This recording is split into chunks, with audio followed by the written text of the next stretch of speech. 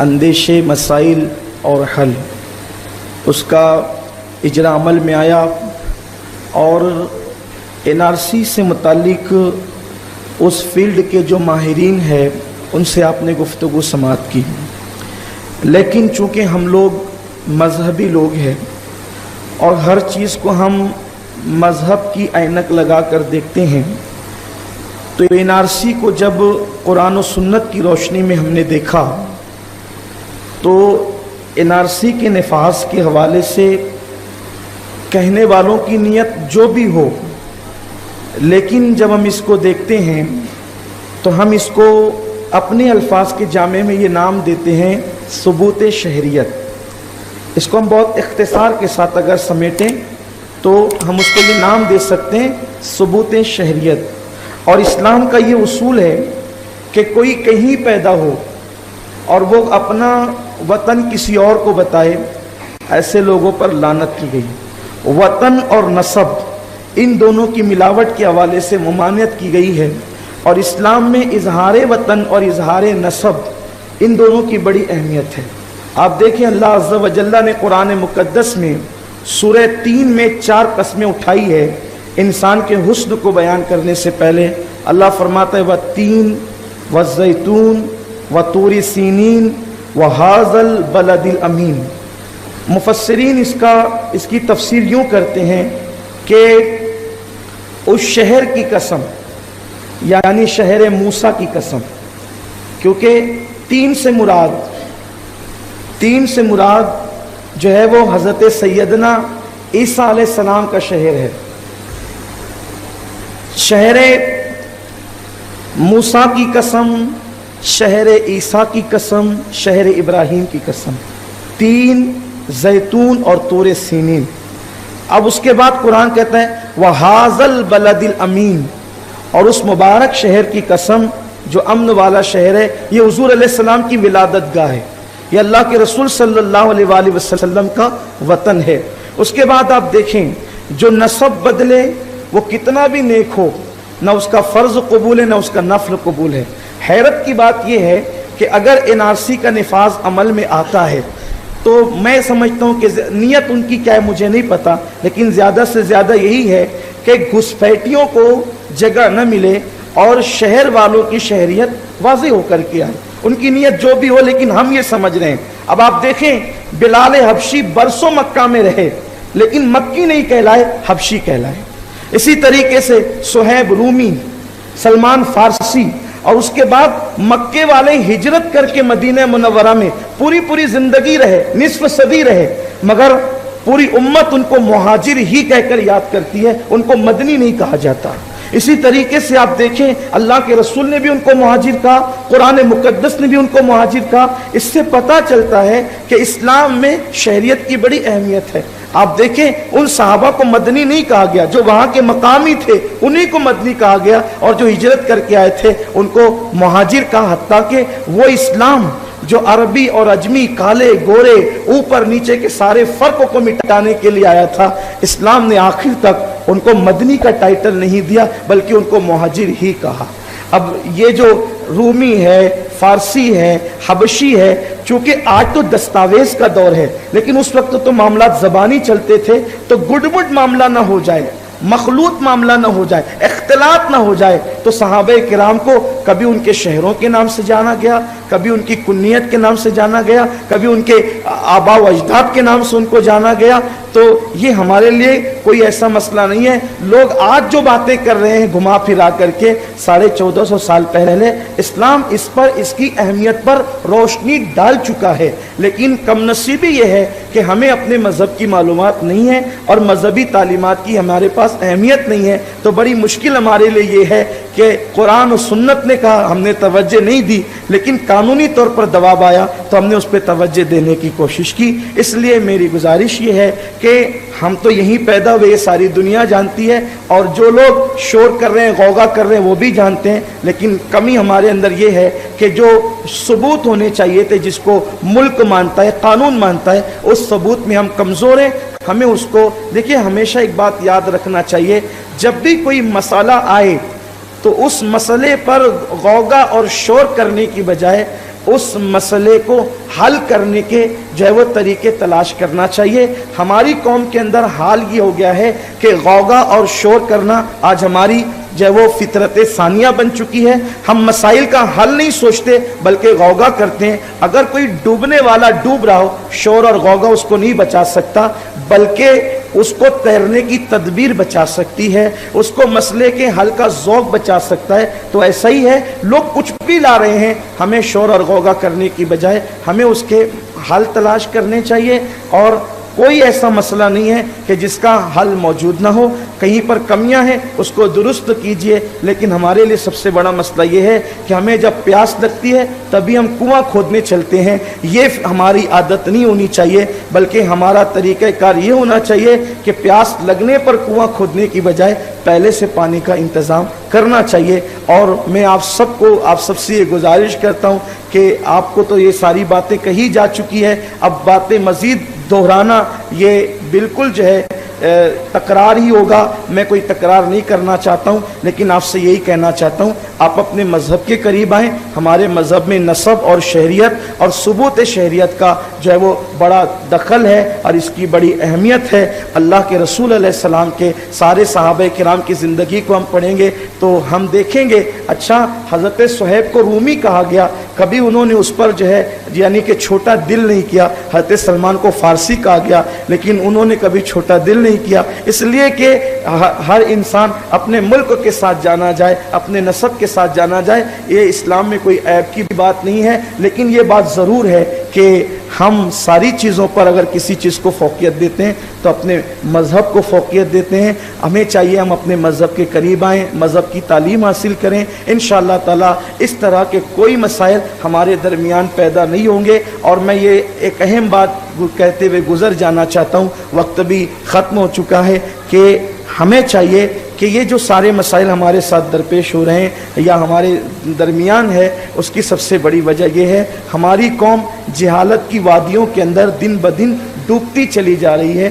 ہمیں چاہیے کہ ہم اپنی قوم کو جو ہے ایجوکیشن کی راہ دکھائیں، تعلیم کی راہ دکھائیں، اور اسی پر ہم محنت کریں، اس لیے کہ اللہ کے رسول صلی اللہ علیہ وآلہ وسلم نے 23 سال کی قلیل مدت کے اندر جو انقلاب بپا فرمایا تھا وہ خالص تعلیمی انقلاب تھا۔ اللہ کے رسول علیہ السلام کتاب لے کر کے آئے تھے، لیکن افسوس کی بات یہ ہے کہ جو رسول کتاب لے کر آتا ہے اور انقلاب بپا کرتا ہے، اسی رسول کی ماننے والی قوم کتاب سے بھی دور ہو جاتی ہے، اور وہ قلم جس کی قسم اللہ قرآن میں نون والقلم وما یسترون کی شکل میں یاد کرتا ہے، اس قلم سے بھی رشتہ ٹوٹ گیا اور کتاب سے بھی رشتہ ٹوٹ گیا۔ اس لیے مسائل پیدا ہو رہے ہیں۔ اچھی طرح یاد رکھنا، قوموں کو غلام بنانے سے پہلے اس قوم سے یا تو علم چھینا جاتا ہے اور سرمایہ چھینا جاتا ہے، دونوں چیزیں چھیننے کے بعد جو ہے وہ پھر قوموں کی فکر کو زوال آتا ہے، اور جب قوموں کی فکر ایجوکیشن سے خالی ہو کر اور دولت سے عاری ہو کر جب فکر میں بودا پن آتا ہے تو پھر قومیں خود بخود زوال پذیر ہو جاتی ہے، اور آج اسی بنیاد پر ہمیں جو ہے وہ غلام بنانے کی کوشش کی جا رہی ہے۔ دیکھیے اتنے ہنگامے نہ ہوتے۔ ایک چیز ہے NRC کا معاملہ، عطاء الرحمان نے سنا، عطاء الرحمان پریشان نہیں ہوئے، انہوں نے حل پیش کیا۔ یہ ایڈوکیٹ صاحب نے سنا، وہ پریشان نہیں ہوئے، انہوں نے حل پیش کیا۔ شہدہ صاحب نے سنا، پریشان نہیں ہوئے، جو ہے وہ ہمارے ایوبی صاحب نے سنا، عبد الوہاب سر اور دیگر احباب نے سنا، پریشان نہیں ہوئے۔ یہ کیوں پریشان نہیں ہوئے؟ اس لیے کہ ان کے پاس ایجوکیشن تھا، یہ پریشان نہیں ہوئے، بلکہ یہ لوگوں کو حل دے رہے ہیں۔ پریشان کون ہوا؟ جن کے پاس ایجوکیشن نہیں تھا۔ تو ہمارا اصل مسئلہ جو ہے وہ ایجوکیشن کا ہے۔ ہم اپنی نسل کو، نئی جنریشن کو اتنا ایجوکیٹڈ کر دیں کہ کوئی بھی مسئلہ ہو وہ پریشان ہونے کی بجائے اس کا حل وہ خود تلاش کریں، اس لیے کہ علم ہر مسئلے کا حل ہے۔ علم ہر مسئلے کا حل ہے۔ ہمارے لیے پریشانی صرف اس لیے ہے کہ ہمارے پاس علم نہیں۔ دیکھیے میں ایک چھوٹی سی بات آپ کو بتاتا ہوں۔ علم مسئلے کا حل ہوتا ہے اور جہالت مسائل کو بڑھاتی ہے۔ ایک شخص قسم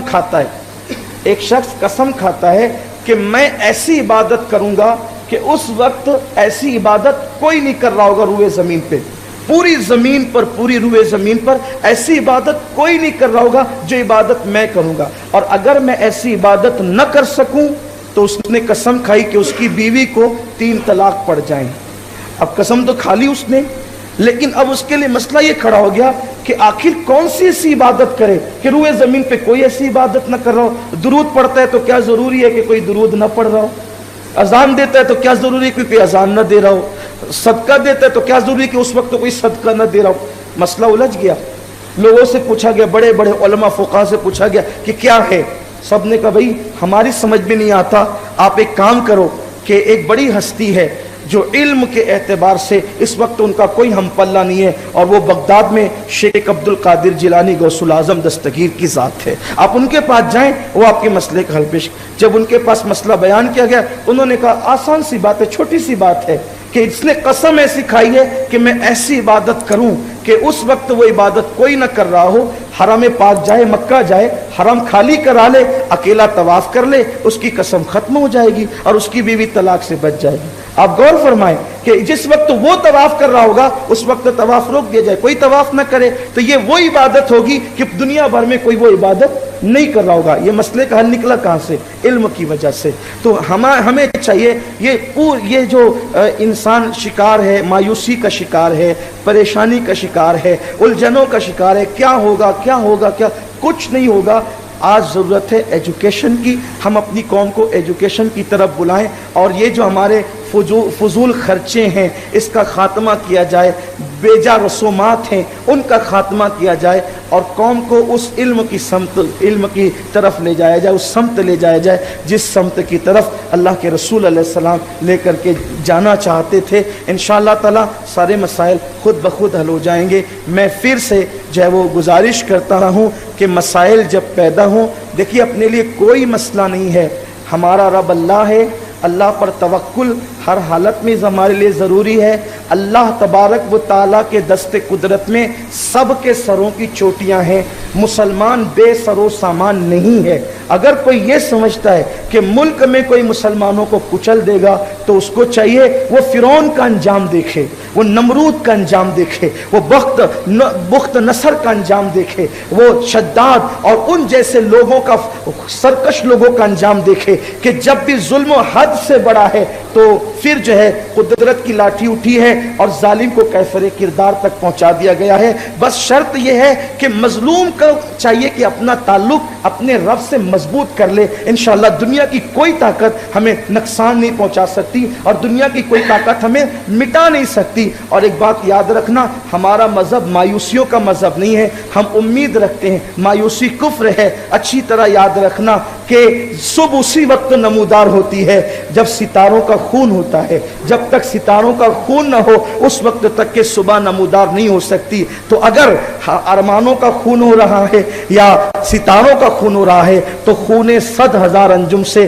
ہوتی ہے سحر پیدا۔ ہمیں کبھی مایوس نہیں ہونا چاہیے، ہمارا مذہب امیدوں کا مذہب ہے۔ جس قوم کا رسول صاحب معراج ہو اور جس قوم کا خدا رب الارباب ہو اس قوم کو کبھی مایوس نہیں ہونا چاہیے، مسائل کا حل ڈھونڈنا چاہیے۔ انشاءاللہ سارے مسائل کے حل نکلیں گے۔ اور اب ہم فخر سے کہیں ہم جس شہر سے تعلق رکھتے ہیں، اور ہم یہ بات بھی فخر سے کہتے ہیں کہ الحمدللہ ہم ہندوستانی ہیں، اس ملک میں پیدا ہوئے ہیں، انشاءاللہ اسی ملک میں مریں گے۔ اور یہ حالات آتے جاتے رہتے ہیں، ہم جو ہے وہ اب یہیں پر اگر ساری باتیں بتا دی جائے کہ یہ کیا ہے اور یہ اصطلاح کیا، یہ قانون کیا ہے، تو آپ نے کتاب کب پڑھنی ہے؟ تو اس لیے کچھ باتیں ایسی بھی موجود رہنی چاہیے تاکہ آپ گھر جا کر کے کتاب کو بھی پڑھ سکیں، ورنہ یہ ہو کہ کتاب کا مضمون اگر اجرا کی محفل میں بیان کر دیا جائے تو کتاب کی اہمیت بھی ختم ہو سکتی ہے۔ اس لیے ہم کتاب کی اہمیت کو ختم نہیں کرنا چاہتے، اور میں سمجھتا ہوں کہ ہر آدمی اپنے فیلڈ کی بات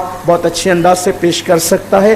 بس میں آپ دعا کرتا ہوں کہ اللہ تعالیٰ عطا الرحمن بھائی کے قلم کا جو اشہب پوری رفتار کے ساتھ میدان کے اندر جو ہے وہ دوڑ رہا ہے، اللہ تبارک و تعالیٰ اسے نظر بد سے بچائے، اور اللہ تبارک و تعالیٰ ان سے مزید کام لے، یہ اخلاص کے ساتھ اللہ رسول کی رضا کے لیے کام کرتے رہیں اور ان کا قلم جو ہے وہ جاری و ساری رہے۔ اللہ تعالیٰ انہیں مزید ترقی عطا فرمائے۔ ویسے ہمیں شکر کے ساتھ فخر ہے، ہم اس شہر میں رہتے ہیں جو گنبد و مینار کا شہر ہے اور اس کی مٹی بڑی زرخیز ہے، اور اقبال نے جو ہے وہ مطلقاً کہا تھا، لیکن ہم اس مطلق کو اپنے شہر کی طرف خاص کرتے ہوئے بھی کہہ سکتے ہیں، نہیں مایوس اقبال اپنی کشت ویراں سے، نہیں مایوس اقبال اپنی کشت ویراں سے، اگر نم ہو تو یہ مٹی بڑی زرخیز ہے ساقی۔ اللہ تعالیٰ نے مالیگاؤں کی مٹی کو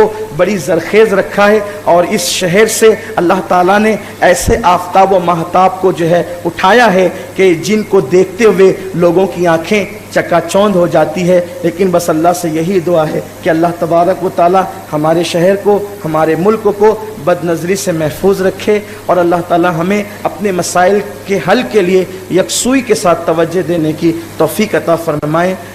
اور یہاں پر جتنے حاضرین ہیں، ہم ان سب کے سنی دعوت اسلامی کی جانب سے بے پناہ مشکور ہیں کہ ہماری تحریک کے ایک فرد، ایک رکن جو ہے عطاء الرحمن نوری نے آپ کو آواز دیا، اور آپ سب ان کی آواز پر تشریف لائے۔ ہم آپ سب کے بے حد ممنون و مشکور ہیں، اور نوری اکیڈمی کی پوری ٹیم اور ان کے جملہ رفقا کو بھی یہ مبارکباد پیش کرتے ہیں، اس لیے کہ بہت سارے کام ہوتے ہیں جو اکیلے انسان کے نہیں ہوتے، بہت سارے کام جو ہے وہ فیلڈ ورک ہوتے ہیں، تو اس لیے اس میں یقیناً سب کی کاوشیں رہی، کوششیں رہی، اور آپ نے ابھی اپنا قیمتی وقت دیا، اس لیے کہ آپ لوگ وقت دیتے ہیں تو کام کرنے